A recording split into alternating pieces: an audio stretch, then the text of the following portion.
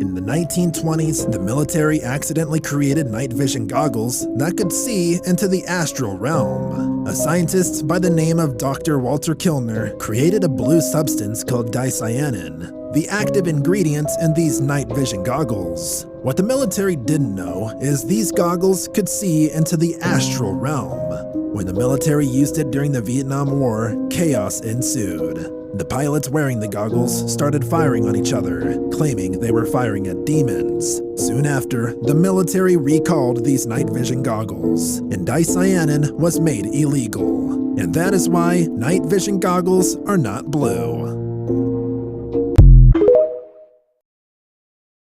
Have you guys heard that thing about the night vision goggles?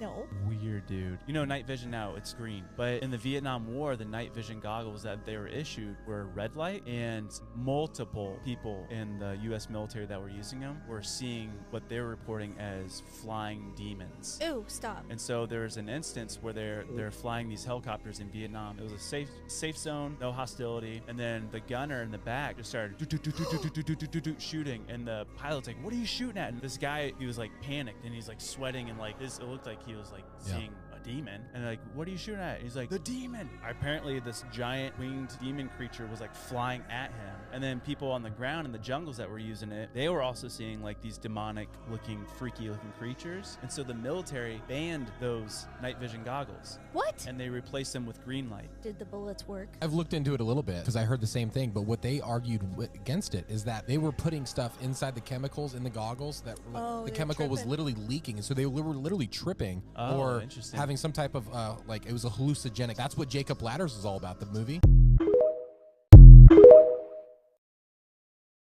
These night vision goggles were banned because people saw demons with them. Check this out. Have you guys heard that thing about the night vision goggles? You know, night vision now, it's green. But in the Vietnam War, the night vision goggles that they were issued were red light. Multiple people in the U.S. military that were using them were seeing what they were reporting as flying demons. Flying demons or interdimensional creatures. There's an instance where they're flying these helicopters in Vietnam. It was a safe zone, no hostility, and then the gunner in the back just started shooting, and the pilot's like, "What are you shooting at?" And this guy, he was like panicked, and he's like sweating, and like, "What are you shooting at?" He's like, "The demon." And apparently he wasn't the only one that experienced this. Demon. Apparently this giant winged demon creature was like flying at him, and then people on the ground in the jungles that were using it, they were also seeing like these demonic looking, freaky looking creatures. And so the military banned those night vision goggles. Why would they ban these goggles, you ask? Because if people could really see what's going on around them, they'd freak out, as most people would. As always, thanks for watching. Stay weird. Man, them Dyson glasses that was in Vietnam reminds me of the red lens we used to put on our flashlights during fire watch. Yeah, while I was on duty station in Fort Hood, it was crazy, man. Just thinking back to what was going on then, you know what I'm saying, with those guys seeing demons and all types of different entities that were pointing at them, they was looking right at them. When they realized, hey, I can see you, you can see me. It's kind of like right now with just having your third eye, just with having the clairvoyancy, you can see those things. Sometimes it did bother me. It still does bother me, honestly. I'm not even going to cap. But, yeah, when you see them, they look right at you. They can see that you see them. It's crazy. Now check this video. As soon as he saw what's going on with these goggles, he had his people take them off. And he actually got praise from the military for the way that he dealt with all of this. But the effect was this. A gunner in a helicopter would have no problem using these goggles. And only everything is showing up as a sort of a faint reddish image. And it was true night vision the way we have it now. And even a greater depth, because you could also flip it and get an extra layer that was sort of yellowish that would be heat signatures as well. And they don't have those combined anymore in these goggles. Anyway, the goggles that were presented to the gunners, and my father tells the story of the very first time they're out with them, and they're flying along and he's in the front of the helicopter with the pilot. And all of a sudden, in a very peaceful area, not anything going on at all, the gunner in his on the starboard side of his helicopter starts firing wildly at their height, not at anything on the ground, but at an area that he was shooting at, and basically causing other helicopters in their little flotilla to have to react. And my father goes on back to the gunner basically demanding, "What the hell, dude? What are you shooting at?" and the kid is just sweating profusely, and his eyes are just dilated beyond belief. And my dad thought he was dealing with another heroin addict, but this was before it had gotten really bad in Vietnam, and the kid was not exhibiting those kind of symptoms. He was reacting to what he had seen. And he's describing to my father that he was shooting at these basically flying demons that were flying alongside the helicopter. And he knew they were coming to get him because they were gesturing at him and they could see him. And so he reacted and he started shooting his Bren gun, big 50 caliber slugs at these things, right? And they were flying along right next to the helicopter. So he's firing out directly from the helicopter, and there are other helicopters in the vicinity. So it caused all kinds of problems. And this goes on repeatedly, week after week after week. Every time they try and use these night vision goggles, at some point they encounter monsters, true monsters. Now, officers had been told not to wear these. Okay, the pilots were told not to wear them. But my dad put them on to see what the hell was going on, and to hear him describe it, it was like being in the worst kind of a demonic gothic hell. That you'd look out at the tops of trees and you'd see these creatures with big wings and claws and everything come flying off of the tops of the trees. But you take the goggles off and there's not even a disturbance in the fog above the canopy of the trees, right? They're perceiving into an aspect of consciousness. Correct. Another dimension. And it was tied to the red image. As soon as they went to green, all of this kind of stuff disappeared. Of course. And we don't have time. Yeah, I know. Me studying Pythagoreanism and vibrations, we could speak a lot about this, but let's not even go there. But one question: are these connected to the modern night vision goggles people used to see UFOs? Correct. Third generation or whatever they're called. Is this the same technology? It's the same technology. It's just that the translation is done through a different phase alignment, and we're not seeing everything that the goggles could show you. And they don't connect it to heat signatures either, right? Organic. They don't do that, and then they also don't do it with a red display. Now, the red aspect of it is interesting because the green display comes from electrons, not photons, okay? And it comes from an electron transmission. Presumably, they were still doing electron transmission. They were just turning it into a red filter. That keeps it more material. Exactly. And at this stage, though, in Vietnam, when they introduced them, it was brief. The whole project lasted about 60 days, and then it was all canceled. And the people that... Of course, it was so impractical. Correct. I mean, your flotilla is shooting at each other, right? Suddenly they had a new enemy. Right, Don't let them know. One that bullets didn't bother, right? Please say you inherited one of these goggles from your father. No. Oh, damn. No, that kind of stuff never happened. My dad he was at a level of the military where we had to be very concerned because he used to do CID, internal criminal kind of investigations, right? Yeah. And so his clearances and stuff were always checked. So he was by the book kind of a fellow insofar as the military was concerned at that level. I mean, we had our phones tapped, all of that kind of stuff. Okay, because I was ready to book a flight to Northwest America now. I'll just cancel Well, it. apparently we would not want to do this anyway, because my father said that the single exposure, and in terms of him describing it, Made you mad? the single exposure to the goggles that he would put on that one time had an unsettling effect on him for several weeks afterwards. Right. And the people that wore the red goggles, the gunners and these kind of people, were unstable at best for months. Many of them were cycled right out of the war as a result of this experience. That so fits with the whole Vietnam War anyway. And you couldn't tell the difference. Everybody went crazy over there. Right. But here these guys had a real reason for doing it because of the images coming in and the radiation probably.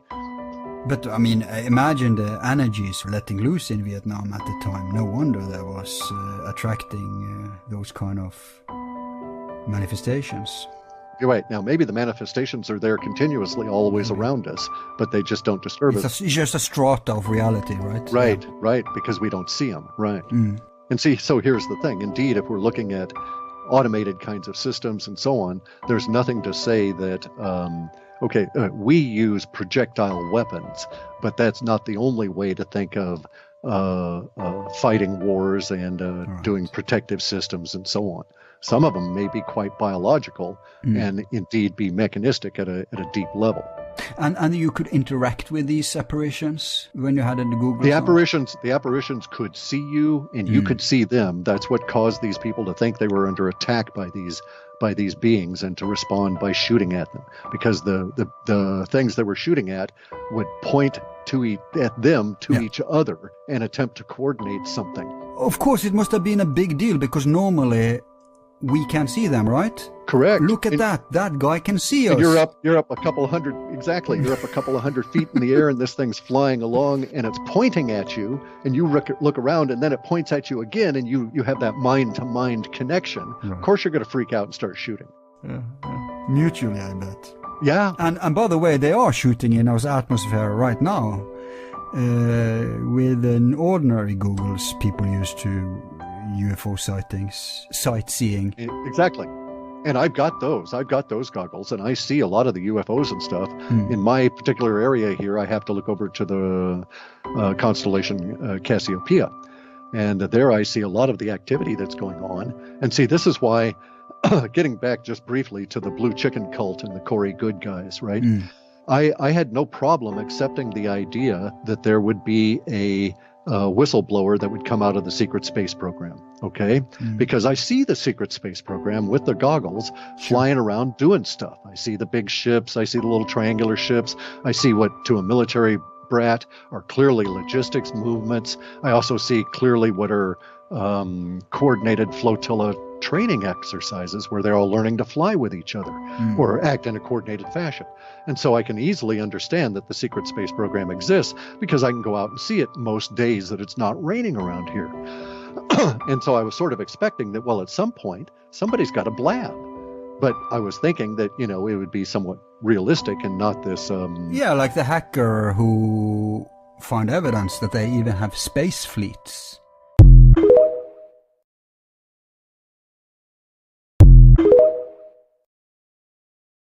Right now, and I got these new AI glasses that just dropped, and we're gonna put them on, and we're gonna see how the Hotel Cecil looks through the eyes of AI. We ready? Put them on. Bro, that is pretty scary, not gonna lie. See if we see any ghosts. Alright, let's zoom in here.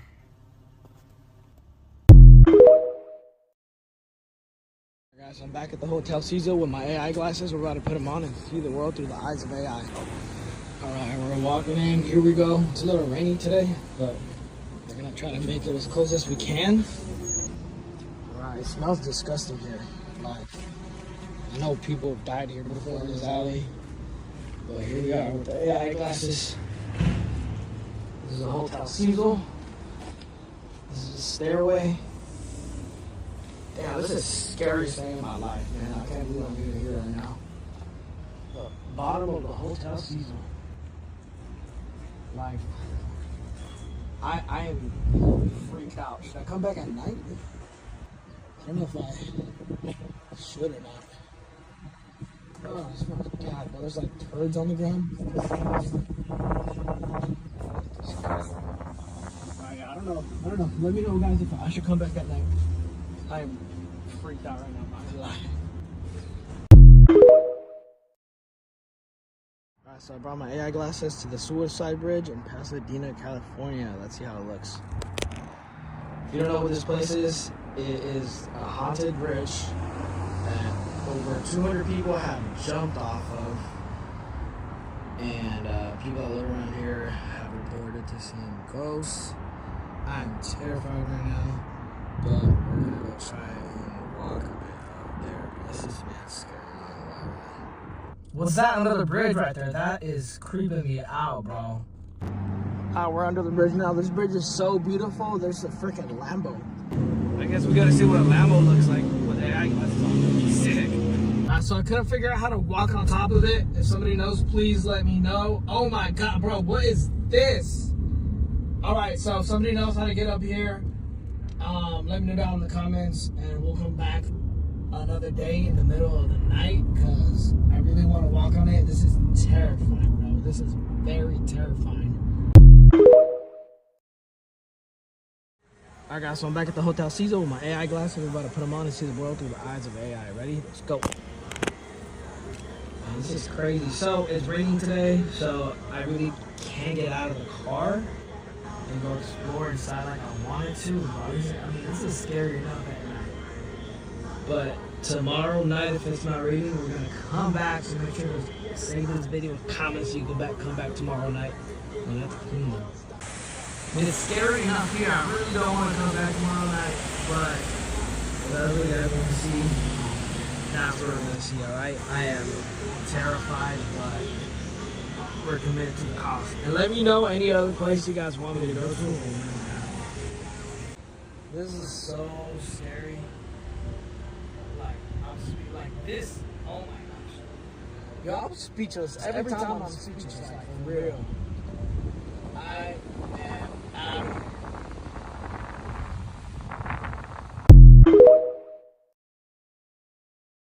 Alright, so I brought my AI glasses to the heart of Skid Row. Oh man, this is so scary. And I don't know, this feels so bad. This feels even worse vibes than Hotel Caesar or Scientology. I might take this one off in the next 24 hours. Or probably sooner. I was gonna go down more blocks, but I think this is it. I think I'm calling this one. Let me know what y'all think, man. I am not having a good time. Call it for more.